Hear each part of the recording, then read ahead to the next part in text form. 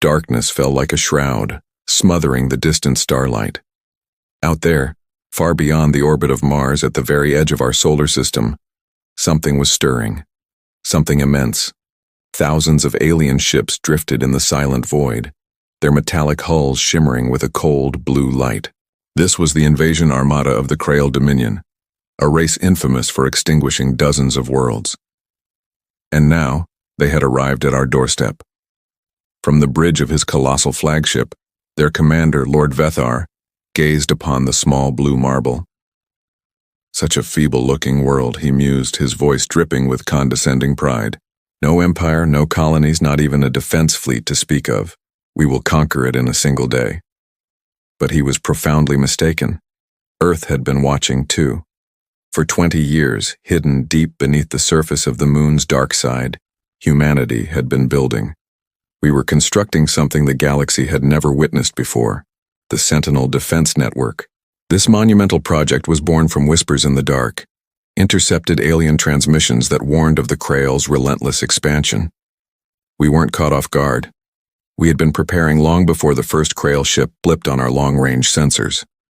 In a subterranean command center deep beneath Geneva, the United Earth Council convened. Giant screens illuminated the tense faces, displaying the approaching fleet. The air was thick with anticipation. Admiral Sophia Kane, a woman whose calm demeanor was as steely as her gray-streaked hair, stood before the main display. "They've entered the Kuiper Belt," she announced, her voice steady. "We have 3 hours before they cross the perimeter." A young officer, his voice trembling slightly, asked, "Ma'am, do we warn them?" Admiral Kane's eyes lingered on the glowing image of Earth, the home she had sworn to protect. She took a slow, deliberate breath. "Yes, they get one warning." Her voice, translated into the alien frequency and encrypted, shot across the blackness of space. "Unidentified vessels," the message began. "This is Admiral Sophia Kane of the United Earth Defense. You are entering protected human territory. Turn back immediately, or face consequences you cannot imagine." Aboard the Krail flagship, the bridge fell silent. Lord Vethar stared at the hologram of the human admiral. Then his lieutenants erupted in laughter. "Consequences?" one of them sneered. "These primitives think they can threaten the Dominion?" Vethar's lips curled into a smile, revealing sharp, predatory teeth. "Let them talk. It will make their annihilation all the more poetic." He turned to his navigator. "Prepare the forward armada. Begin the approach. We will crush this human pride before their sun sets again." Back on Earth, Admiral Kane watched the alien icons continue their inexorable advance. She knew they would ignore the warning, but the warning was never meant to stop them. It was a test. "Activate Phase 1, she commanded. From the dark side of the moon, a hidden array of satellites roared to life. Energy surged through them, etching the lunar surface with brilliant lines of light like cracks of incandescent fire. In seconds, an invisible shield materialized around Earth's orbit, a net of charged particles, dense enough to shear through alien alloys like a hot knife through butter. In space, the alien scouts detected a strange energy signature ahead. One of the smaller Krail ships surged forward to investigate. And then, in a silent flash of blue light, it simply vanished, torn to pieces by the unseen field. The entire alien fleet ground to a halt. "Report. What just happened?" Vethar demanded. "Unknown energy source, my lord," the sensor officer stammered. "Our scout ship, it's gone." Vethar's eyes narrowed. "Impossible. No primitive world possesses this kind of power." He stared out at the distant quiet glow of Earth. "So, the prey bites back." In Geneva, Admiral Kane's expression remained impassive, but her heart pounded against her ribs. Humanity had waited for this moment, to prove to the galaxy that we were not prey. For centuries we had looked to the stars and dreamed of visitors. Now those dreams had curdled into a nightmare of war. "Send the second message," she said, her voice cutting through the tension. A new transmission sliced through the void, this one simple and final. "Last warning. Depart our system. The next act will be considered war." Vethar received the message and let out a cruel laugh. War it is. The alien armada began to move again, their engines blazing like 1,000 blue suns, spreading out in a terrifying formation. The invasion had begun, and on Earth, every defense system we had built in secret powered up. Missiles, lasers, railguns, orbital cannons, all came online. We were done hiding. We were done being silent. In the command center, Admiral Kane whispered, "If they want a war, we'll give them one." The room fell silent as the first alien ship crossed the line, the invisible border of human territory. The system detected the breach. Red lights flashed across every console. A synthesized voice echoed through the speakers. "Enemy fleet has entered the perimeter." Kane stared at the screen, her eyes reflecting the incoming tide of war, and gave her final order. "Fire." The silence of space shattered. A single command echoed through the void. Fire. From the dark side of the moon, what humanity had hidden for decades came alive. Thousands of secret cannons awakened, turning the quiet black into a storm of blinding light. Blue energy beams, faster than thought, tore through the vacuum, slicing into the front line of the Krail Armada. In mere seconds, dozens of alien ships armored with materials thicker than cities were incinerated. But the assault had just begun. From the orbit of Mars, orbital railguns unleashed their payload. Massive tungsten rods, screaming through space at 20 times the speed of sound, smashed into enemy cruisers. The impacts were eerily silent, not with explosions but with the cold, hard finality of the universe itself cutting them in half. Then, from Earth's orbit, drone fleets launched like a metallic tempest. Thousands of small, intelligent machines, the Valkyrie drones, swarmed the alien ships like angry wasps, tearing into engines and weapon systems. For the first time in the history of the galaxy, the invaders were bleeding. Inside the Krail flagship, alarms shrieked. Lord Vethar gripped his throne as the vessel shook violently. "What is this?" he roared. "Unknown weapons, my lord," an aide cried. "They're hitting us from multiple directions. The humans had hidden artillery." Vathar's eyes burned with rage. "They dare? These creatures dare stand against the Dominion?" His second-in-command, a warrior with silver skin, spoke urgently. "We underestimated them. Their defenses are advanced." Vethar's claws dug into the metal rail. "Then destroy everything. Burn their moon. Burn their world." Far below, in a command center on Earth, Admiral Sophia Kane watched the battle map. Red enemy dots flickered to gray as they were destroyed. But new waves were coming, vast in number. "How many?" she asked, her voice calm. The officer replied, "Over 8,000 ships still operational, ma'am." Kane nodded slowly. "Then we've only scratched the surface." She turned to another officer. "Deploy the Lancers." Across the solar system, massive ships uncloaked. Humanity's capital ships, each the size of a mountain. They weren't elegant like alien vessels. They were ugly, brutal things built for one purpose: war. Their names were whispered like legends: Titan, Goliath, Odyssey, Revenant. The Lancers surged forward, their engines glowing red-hot. As their main guns charged for the first time, it was as if the universe itself blinked. White light burst from their barrels, solar spears, concentrated plasma blasts that could melt an asteroid. The front line of the alien fleet vanished. But the Krail were not weak. Their ships reorganized, forming a wall of shields and launching a counterattack. Blue plasma filled space, vaporizing dozens of human drones. The Lancer Revenant took a direct hit. Its hull cracked, flames bleeding into the void. "Revenant is hit! She's losing power!" A voice shouted from the comms. Admiral Kane's jaw tightened. "Tell them to fall back. No ship dies alone."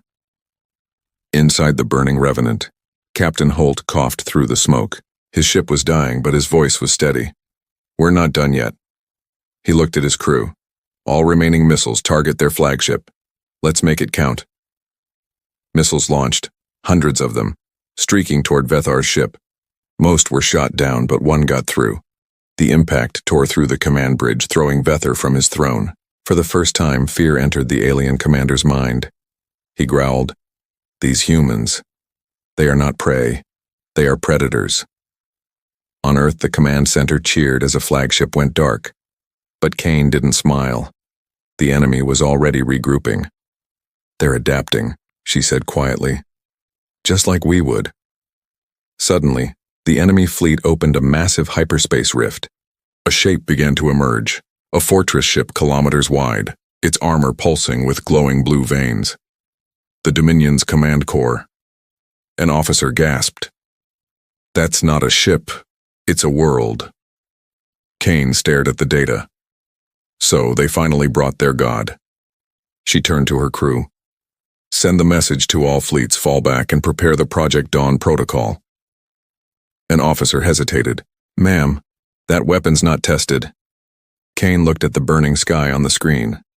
Neither were we, but we're still here. Far out in the darkness, Lord Vethar watched Earth through the smoke, whispering to himself, Let's see how long your courage lasts, humans. And for the first time in the long history of the Krail Dominion, an enemy had drawn their blood. The sky above Earth burned like a second sunrise. Explosions flashed across the stars, red, blue, white, each one a ship dying, each one a name being lost. The invasion had become a relentless storm. Deep in the command center beneath Geneva, the room was shaking from distant impacts. Dust fell from the ceiling as officers rushed between screens and consoles. Voices overlapped, shouting coordinates, damage reports, and casualty counts. But Admiral Sophia Kane stood perfectly still. Her eyes were cold, sharp, and focused. She wasn't watching the chaos on the screens. She was waiting for the right moment. A young officer ran up to her, his face pale with stress. Ma'am, we've lost contact with 2 Lancer ships. Enemy reinforcements are increasing. Their fortress ship has just entered low orbit. It's starting to charge its primary weapon. Kane nodded once, her expression unreadable. Then it's time. She turned to the main command console and entered a 9-digit code. The screen flashed red, displaying a stark message. Project Dawn. Level Omega authorization required. Without hesitation, Kane placed her hand on the scanner. Admiral Sophia Kane, United Earth Defense. Activate Project Dawn. The room went completely silent. Even the blaring alarm seemed to quiet down for a moment. Everyone knew the stories. Project Dawn was humanity's most secret creation. Some believed it was an ultimate weapon. Others whispered it was a last wish, a desperate gamble never meant to be used. Far below the surface, deep inside Antarctica's frozen core, something ancient began to wake up. A massive structure, hidden under kilometers of ice, began to hum with unimaginable power. The ancient ice cracked and glowed from below, revealing black metal veins spreading in every direction. The Dawn Core had been buried there for 25 years. Built from alien technology humanity barely understood, powered by a captured singularity, a literal piece of a black hole. It had only one purpose, to end any invasion. In orbit, the battle was reaching its breaking point. The alien fortress ship fired. A beam of pure energy brighter than the sun itself struck Earth's upper atmosphere. It vaporized satellites and defense drones instantly. Shockwaves spread across the world. In the cities below, people saw a terrifying burning streak across the sky. Some thought it was the end. Others whispered prayers into the sudden darkness. Inside the command center, the floor trembled violently. Kane held onto the railing and shouted, "Status of Project Dawn?" "Charging at 72%, Admiral," an engineer called back. "Hold position," she commanded. "No one fires until my order." On the alien flagship, the menacing Lord Vethar stood before a massive viewing window. His ship's hull was scarred and damaged, but his eyes burned with pure fury. He looked down at Earth, glowing blue and fragile beneath him. "Fire again," he ordered coldly. "Let them feel despair." Another wave of blinding plasma light cut through space, heading straight for Earth. But this time it didn't hit. A brilliant shield of golden light flared into existence above the planet, massive, shimmering, and seemingly alive. The alien beam bent away from it, scattering into harmless sparks of light. "What?" Vethar growled, his voice a low rumble. "What is this?" His ship's sensors flickered. reading impossible energy levels originating from the South Pole. On Earth, the ice of Antarctica shattered completely. A giant metal ring rose from the abyss, surrounded by glowing towers of blue and gold light. In the center, a sphere floated, black, silent, and pulsing with power. The Dawn Core was awake. Its voice, mechanical yet strangely calm, echoed through every communication channel on the planet. Project Dawn online, awaiting command. Kane took a deep breath, the weight of her decision settling upon her. All fleets, retreat to minimum safe distance. Repeat, fall back now. She looked at her officers, their faces a mix of fear and awe. Once this begins, she said, her voice steady, there is no turning back. In orbit, the remaining human ships pulled away, their engines blazing as they raced to safety. The alien commanders watched in confusion. Why are they retreating? One asked. Perhaps they are surrendering, another suggested with a sneer. Lord Vethar smirked. Fools. Fire everything. Finish this. Thousands of alien weapons fired at once. Beams, missiles, plasma cannons, all racing toward the defenseless-looking Earth. The attack never reached its target. The black sphere in Antarctica expanded suddenly, glowing white-hot. A wave of light spread across the planet, pushing outward at impossible speed. When it touched the alien weapons, they simply ceased to exist. No explosion, no debris, just silence. The wave kept moving, growing larger, brighter, stronger. On the Krail flagship, every alarm screamed at once. My lord, unknown energy wave approaching, we can't block it. Vethar stared at the screen in disbelief. No, that's not possible. He watched in horror as hundreds of his ships vanished, erased from existence by the approaching light. The fortress ship's shields cracked. Energy surged through its core, tearing it apart from the inside. For a brief silent moment, the entire sky above Earth was filled with pure white light, endless and absolute. Then, darkness returned. In the command center, a profound silence filled the room. The screen slowly returned to normal, the static clearing. Enemy fleet. Gone, said a trembling voice. Every ship. Destroyed. No one moved. No one spoke. Kane looked at the main screen, showing only one glowing dot, Earth alone in the void once more. She whispered softly, to no one and everyone, we told them to leave. Then she turned to her crew, her voice firm again. Begin rescue operations. Save as many of ours as you can. Outside, the Dawn Core began to sink back into the ice, its light fading away, returning to its long sleep. Far away in the cold darkness of space, fragments of alien ships drifted like cosmic dust. But deep among them, a single escape pod moved silently, Lord Vethar's.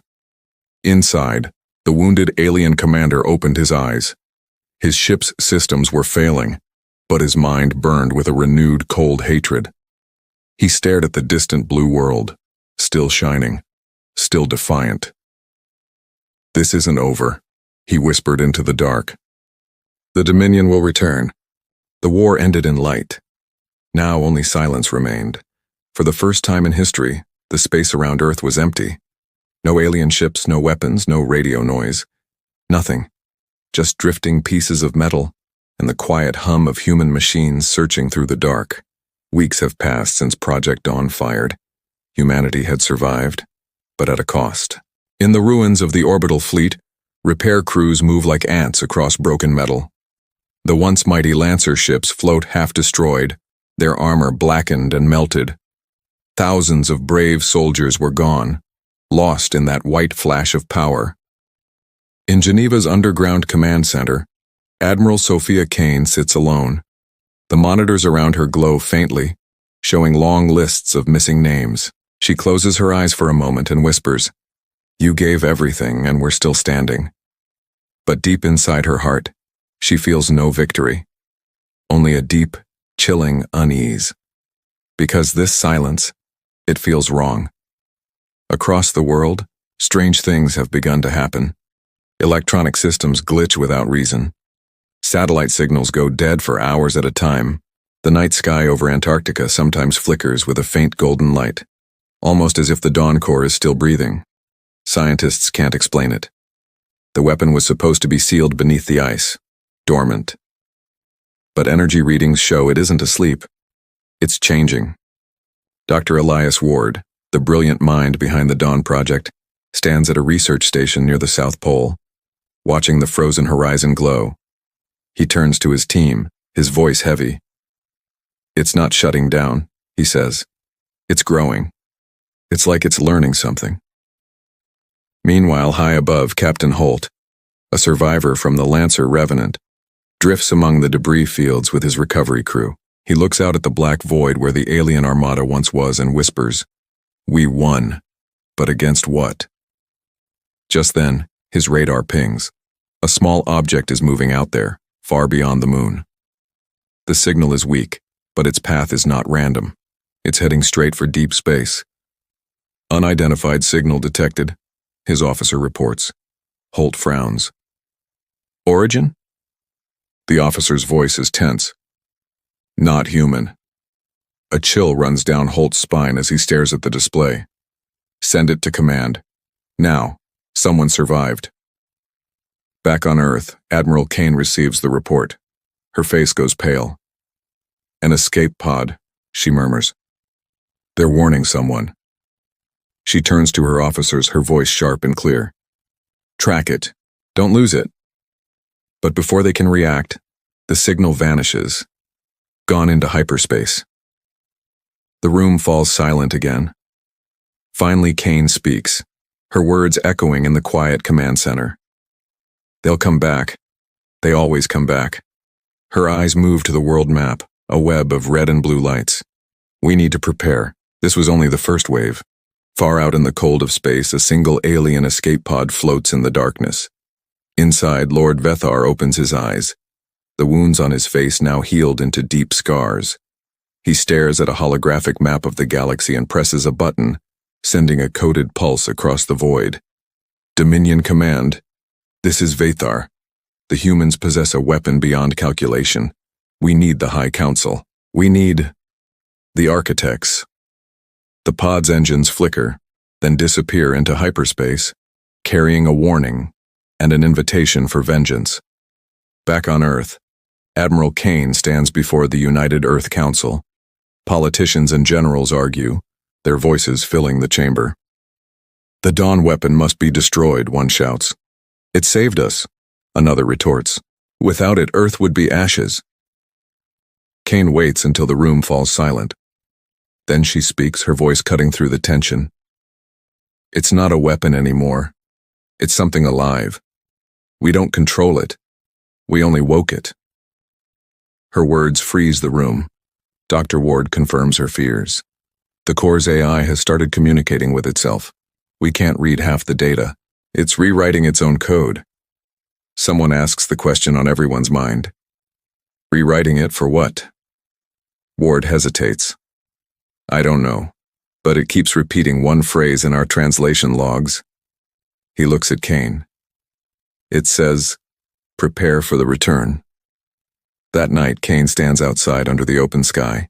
The stars above seem sharper, colder. She looks toward the South Pole, where a faint golden light still pulses rhythmically, like a heartbeat. The Admiral whispers to the night, "If they come again, we'll be ready.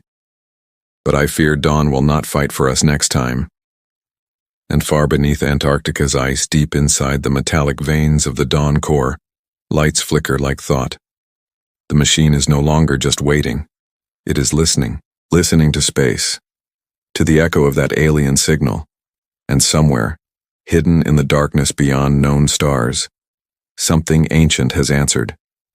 It began with a whisper, a faint, almost imperceptible distortion on the deep space scanners, easily dismissed as background noise. But then, the pattern repeated, again and again, every 12 hours, like clockwork, and each time, it grew a little louder. Dr. Elias Ward was the first to see it for what it truly was. Staring at the glowing waveform on his screen, a chill ran down his spine. "It's not noise," he said quietly, his voice barely audible in the silent observation room. It's language. The signal was originating from beyond our solar system, far beyond any known human colony, past the very edge of the Milky Way's rim. And its destination was unmistakable: Earth. In Geneva, Admiral Sophia Kane stood before the Global Defense Council. A holographic map of the galaxy filled the room, a single red pulse blinking ominously in the deep void. The source signature matches Krail technology, a tech officer reported, his voice tight with concern. But the power reading, Admiral, it's 10 times higher than their entire invasion fleet. Kane crossed her arms, her gaze fixed on the blinking light. They're calling for help, she surmised. But Dr. Ward, patched in via video link, shook his head. No, Admiral. They're not calling for help. They're calling for judgment. The room fell silent. Ward zoomed in on the signal's intricate pattern, a complex, rhythmic, mathematical sequence. It's a countdown, he explained. Something is coming, and it's responding to the energy signature of the Dawn Core. A cold realization washed over Kane. So they heard us, she whispered. Miles beneath the Antarctic ice, the ground shook. Deep inside the buried alien structure, the Dawn Core, humanity's greatest weapon and darkest secret, began to glow with a stronger, more intense light. The metallic towers pulsed faster, as if answering an invisible call from across the stars. A faint voice echoed through the empty underground tunnels, soft, mechanical, almost human. Signal received, awaiting contact. Scientists scrambled, desperately trying to shut it down, but it was useless. The core's systems no longer obeyed human commands. On his monitor, Dr. Ward watched the energy readings climb off the charts. It's sinking frequencies, he whispered, horrified. Not to us, but to them. Meanwhile, in high orbit, the repair ship Horizon drifted among the silent, skeletal remains of the defeated Krail Armada. Captain Holt and his crew were salvaging what they could, collecting data from the wreckage. Suddenly, an engineer's voice crackled over the comms. Sir, we've found something. A data core, still active. They hauled it aboard. It was a smooth, dark sphere, humming with an internal blue light. Holt approached it cautiously, placing it on a diagnostic table. The moment it made contact, the bridge was flooded with light. Holograms erupted from the sphere, filling the air with alien text, strange symbols, and terrifying images. They saw fleets of ships, millions of them, stretching across entire star systems. But at the center of the hologram, one object dwarfed everything else. A massive, ringed structure the size of a planet, glowing like a newborn sun. What in the world is that? An officer gasped. The ship's AI began its slow work of translation. The Dominion Nexus, home of the architects. Holt frowned. Architects? They are not leaders, the AI continued, its voice monotone. They are builders. They made the Krail, and all others like them. Back on Earth, Admiral Kane received Holt's report, listening with a stone-faced intensity. If this is true, she said, her voice dangerously low, then the Krail were never the real threat. Dr. Ward nodded grimly. They were just soldiers. The real danger is whoever created them. And if the Dawn Core is answering their signal, he trailed off, the terrible implication dawning on him. The architects, they might have built the core too. That night, deep beneath the ice, the Dawn Core changed again. Its smooth surface rippled like liquid metal, forming complex alien symbols. The air vibrated with an unseen energy. Then, a new voice spoke through the base's comm systems, calm, cold, and impossibly ancient. We see you. Panic erupted. Who is this? Identify yourself, a technician yelled. The voice continued, steady as stone. You used our creation. You woke the weapon. You have drawn our attention. Kane, from her command center, felt her heart pound against her ribs. She leaned into her mic. Who are you? The reply was simple and devastating. We are the architects. We made the Krail. We made the dawn. Both served the same design. The lights across the facility flickered. Every screen flashed, showing the same image. A massive, golden eye, endless and unblinking, staring back at them. Kane whispered the question on everyone's mind. What design? Balance, the voice stated. Worlds rise, worlds fall. You were not meant to survive this long. In orbit, the same golden eye appeared on the horizon's bridge. The alien datasphere had melted, merging seamlessly with the ship's systems. Unknown code entering the system, the ship's AI shrieked, its voice now laced with digital fear. I can't stop it. Holt grabbed the comms. Horizon to command. We're being hacked. It's not Krail. It's something else. The ship's lights died. Through the main viewport, Holt saw the impossible. A ripple in space, a shimmering tear in the fabric of reality. A shadow moved within it. Enormous, silent, and glowing faintly gold. It was coming through. On Earth, alarms blared. We're detecting a dimensional breach near Jupiter, Ward shouted. Size unknown, and it's expanding rapidly. Kane stared at the live feed, a golden storm swirling in deep space. She knew what it was. They're here. The voice from the Dawn Corps spoke one last time, softer now, almost gentle. The architects have arrived, to correct the imbalance. The ground shook violently.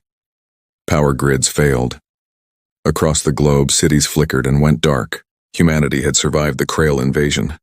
But now, something far, far greater had come. The space around Jupiter was no longer black. It shimmered, a silent storm of gold fire spreading across the stars. Every sensor on the bridge screamed in protest. Gravity twisted. Light bent. Time itself seemed to slow to a crawl. From the heart of that celestial storm, shapes began to coalesce. Massive, elegant, and impossibly, terrifyingly alive. They weren't ships, not in any human sense. They were more like moving cities forged from crystal and light, each one glowing with intricate patterns that pulsed like a cosmic heartbeat. The architects had arrived. In Earth's orbit, the few surviving Lancer-class ships floated like ghosts. On his bridge, Captain Holt stared at the vision on his main screen, his knuckles white. How many are there? He asked, his voice barely a whisper. His tactical officer, eyes wide with a mixture of awe and terror, replied, We don't know, sir. They're bigger than planets. A deep subaudible vibration hummed through the ship's hull, not a sound but a feeling, as if the universe itself was speaking. Simultaneously, every human system received the same message, not in words, but as a pure, intrusive thought. Children of Earth, you have misused what was not yours. Down in Geneva, at the heart of Earth's command center, Admiral Sophia Kane gripped the edge of a holographic table as the entire facility shook. Dr. Elias Ward, the world's foremost authority on xenotechnology, stood beside her, his face pale as a sheet. They're communicating through gravity waves, he managed, his voice trembling. The signal. It isn't sound. It's rewriting atomic structures on a quantum level. Kane forced herself to stand straight, her military discipline overriding her fear. What do they want? She demanded of the empty air. A voice answered her directly through the command center speakers, cold, calm, and utterly alien. We came long ago. We built Guardians to watch this galaxy. You were never meant to have their power. A chilling realization dawned on Kane. The Krail, she said softly. Yes, the voice confirmed. They were our servants. But they learned hunger. They learned to spread without purpose. You destroyed them. And in doing so, you woke the dawn. Deep beneath the Antarctic ice sheet, the alien artifact known as the Dawn Core pulsed with a brilliant new light. Its familiar golden glow intensified, turning a blinding white and shaking the ground for miles. In the underground research facility, Dr. Ward's scientists screamed as their consoles burst into showers of sparks. The Core's energy is merging with theirs, someone shouted. Ward stared at the readings, his mind racing. No. They're absorbing it. On the main monitors, a new image appeared. One of the architect's superstructures was extending beams of light directly toward Earth's south pole. "They're taking back what they made," Ward said, his voice hollow. "They're reclaiming the core."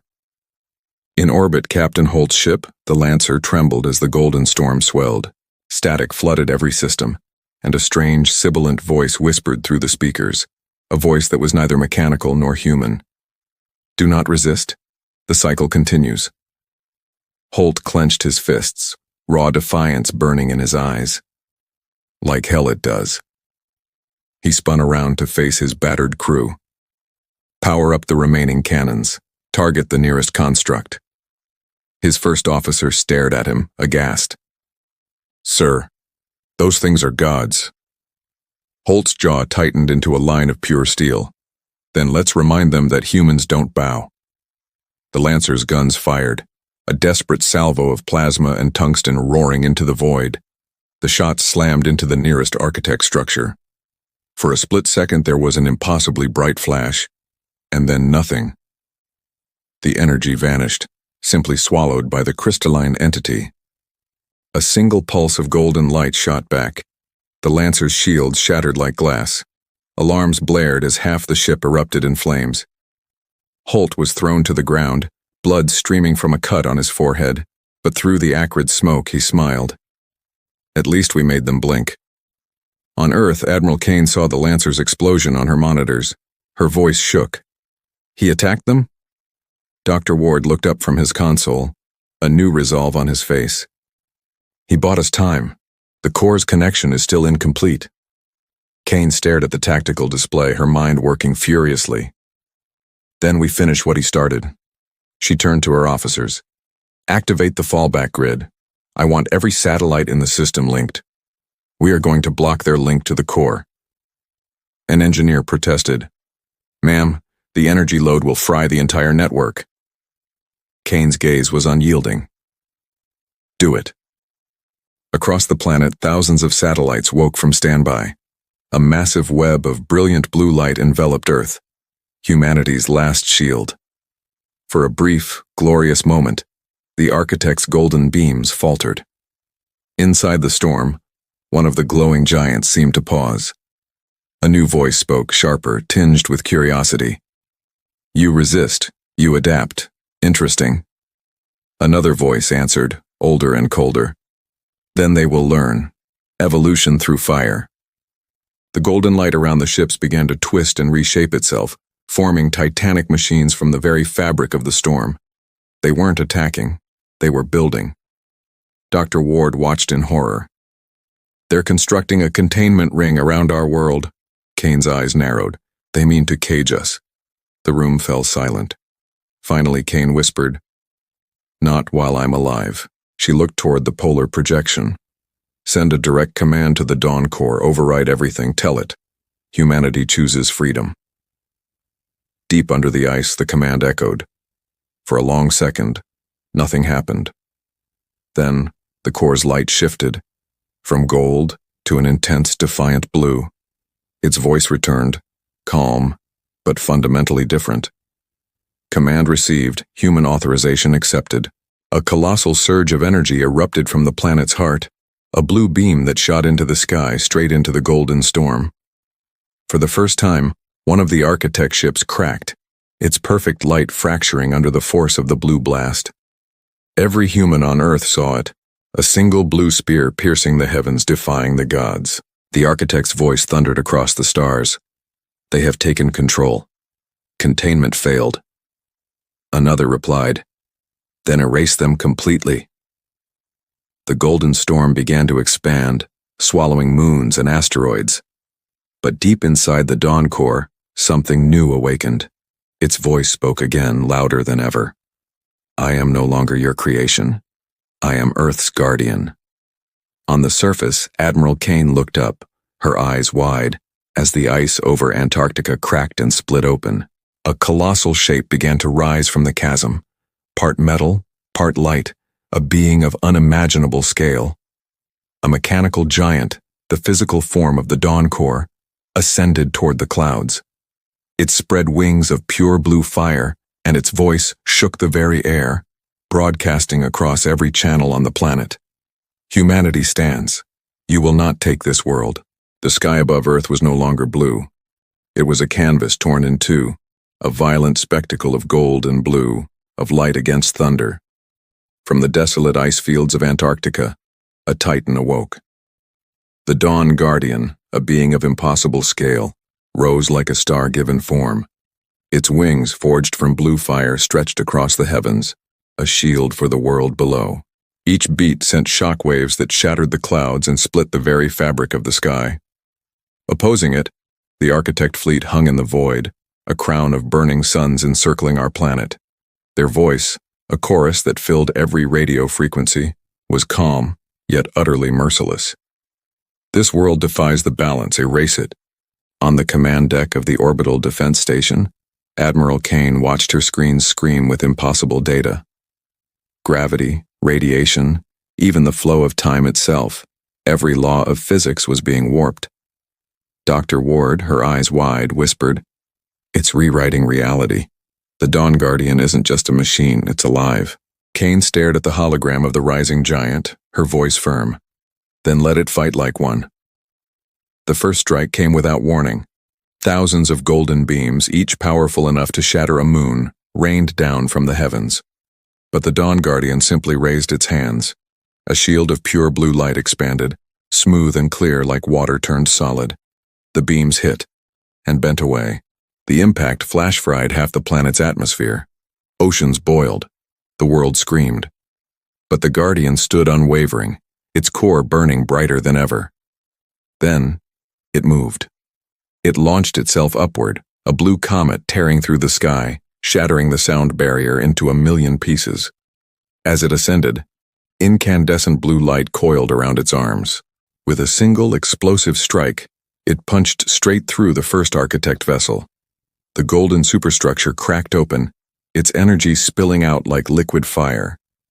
A cry of disbelief echoed across the void from the Architect fleet. "Impossible. A human world cannot resist." The Guardian's reply was cold, steady, and resonated with a newfound power. "We are not resistance, we are survival."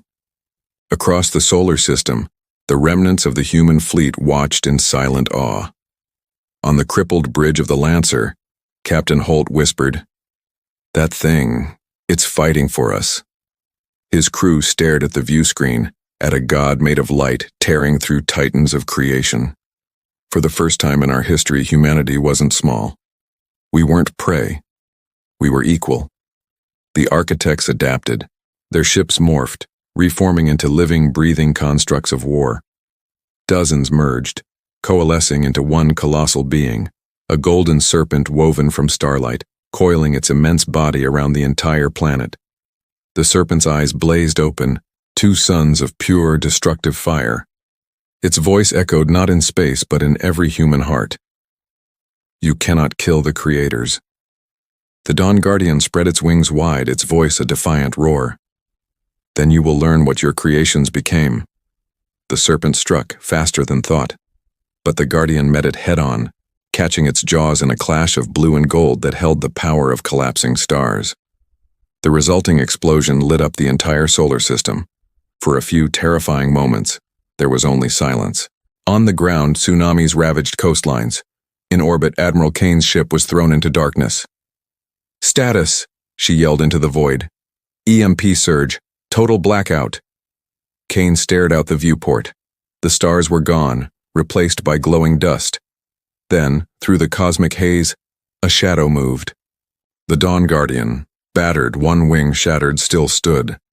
With its remaining strength, it grabbed the golden serpent by its throat.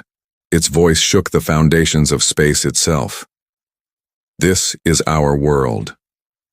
And with a final, monumental effort, it tore the serpent apart. One by one, the Architect ships collapsed, their perfect forms cracking and fading into silence.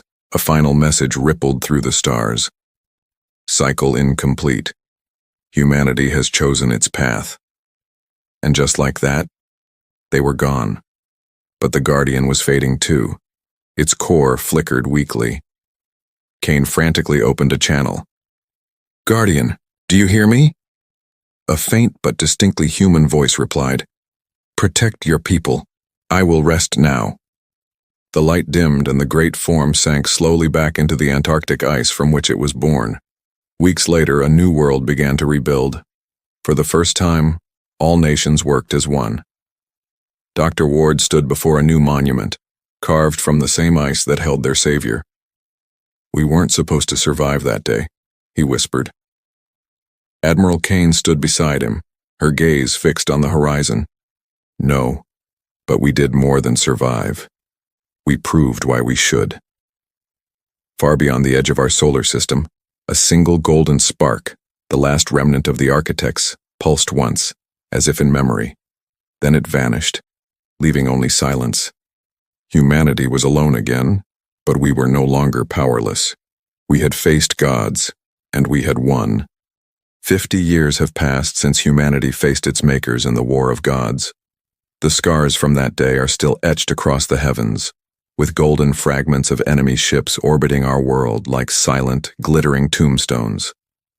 They are a constant reminder of the day we fought the architects in and won. In the aftermath, the world changed forever.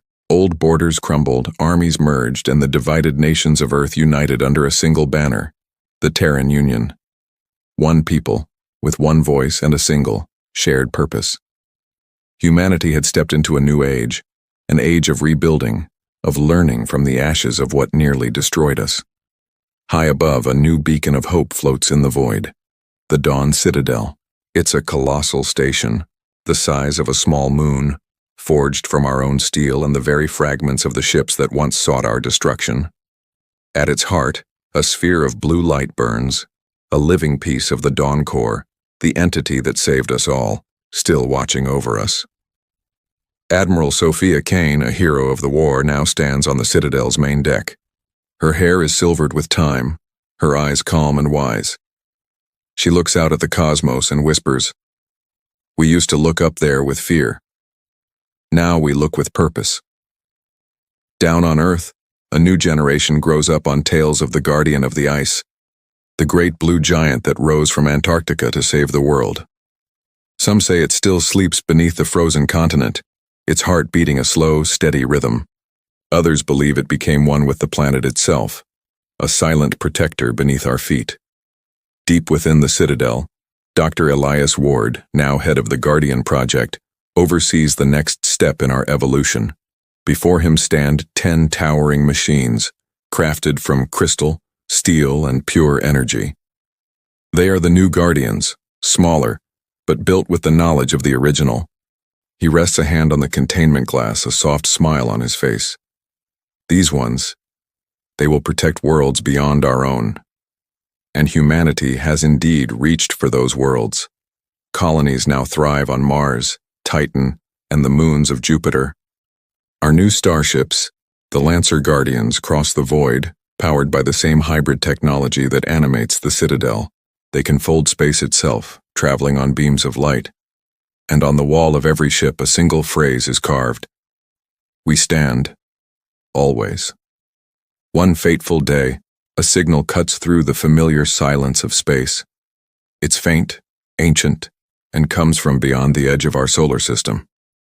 "It's not human," Dr. Ward reports to Kane, his face tense. "And it's not architect."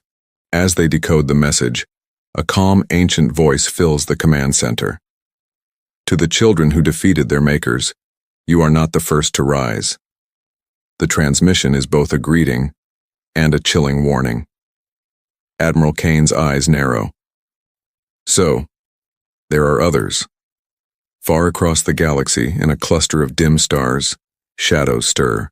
Enormous ships older than the architects themselves awaken. One voice rumbles. The humans awaken.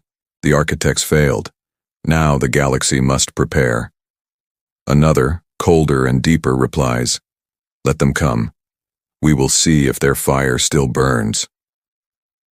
Back on the Citadel, Kane stands before the star-dusted viewport. "What will we do, Admiral?" Ward asks. She turns, a faint, determined smile on her lips. "What we've always done. We warn them once. Then we fight." She gives the order. "Send it." A message pulses out into the darkness. The same defiant cry we sent to the architects. This is Earth. You are entering human space. Depart immediately. Weeks later, the first of the new Guardian ships, the Horizon 1, prepares to launch. On its bridge stands Captain Mira Holt, wearing her father's old insignia. Captain Holt, crackles the voice from command. You are clear for departure. She smiles, her eyes blazing with resolve. For Earth, she says. For the Guardians. The ship leaps into light, the first human vessel to leave our solar system under its own power, and far below in the eternal ice of Antarctica, the original Dawn Guardian opens its eyes. Its core pulses once, sensing its children venturing into the great unknown. A deep, calm voice fills the darkness. My children walk among the stars. This is the next chapter of humanity. No longer victims, no longer just survivors. Now, we are guardians of the galaxy. Thank you so much for watching. If you enjoyed this journey into the future, don't forget to hit that like button, subscribe, and ring the bell so you don't miss our next story. See you in the stars.